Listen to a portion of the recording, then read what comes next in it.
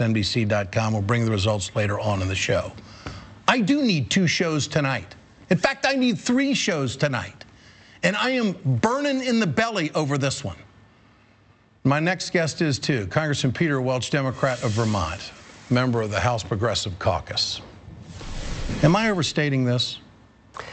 You're not a master of understatement, but your Ed style is appropriate for the situation. This could be the most serious vote that we take on domestic policy for all of us who serve in Congress. I mean, what's happening here is we've got this debt crisis. We've got the debt ceiling coming up. We've got to pay our bills. And a majority of the Democratic caucus, by the way, voted for a clean extension of the debt ceiling so that we'd pay our bills. And that included, by the way, many of us who voted for it that were against the Iraq War, were against the credit card funding of the Afghanistan war, we're against the Bush tax cuts, we're against prescription drug Part B, but Congress voted for it, Americans owe it, and we have to pay our bills. We did that. I had a few congressional members tell me tonight that they met with the president a month ago, and they asked him, are you going to throw us under the bus? And they're telling me tonight that they were thrown under the bus. Do you feel that way? Well, you know what? What I'm hoping is this, that when the president is talking about Medicare and Social Security, it's about making Medicare and Social Security strong, survivable, and sustainable.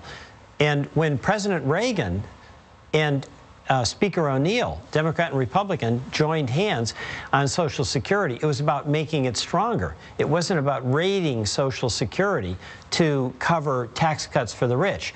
So that's the real question. But Congressman, there's enormous anxiety within the Democratic Listen to what we're talking about here. Why are we even talking about this when you've got 80% of the American people that don't want to go down this road? There's 2 interpretations. Number one, we shouldn't be doing it because Medicare should be discussed on its own terms. We've got to bring down the cost of health care, and that's important not only for Medicare, but it's important for the rest of the health care economy.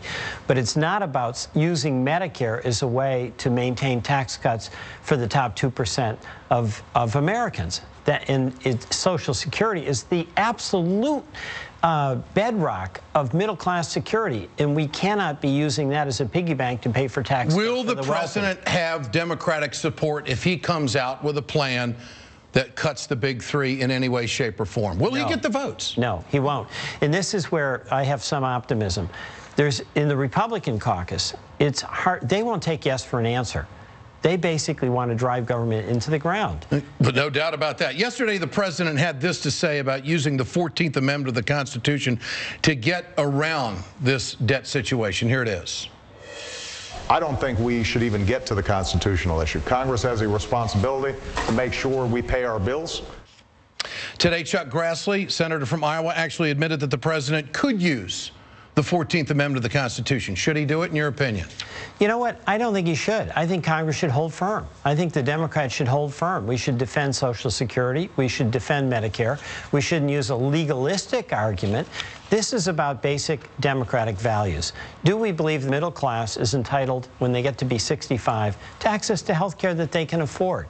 Do we believe that if you've worked hard all your life, you should have some help in your retirement when you've paid into Social Security? But you would not advise the president to use his constitutional powers of the 14th Amendment to do this? I would advise Congress to hold firm. Okay. I would advise the Democrats to hold firm. Democratic Congressman Peter Welch, great to have you with us tonight from Vermont. The fact that we're just a couple of weeks away from America possibly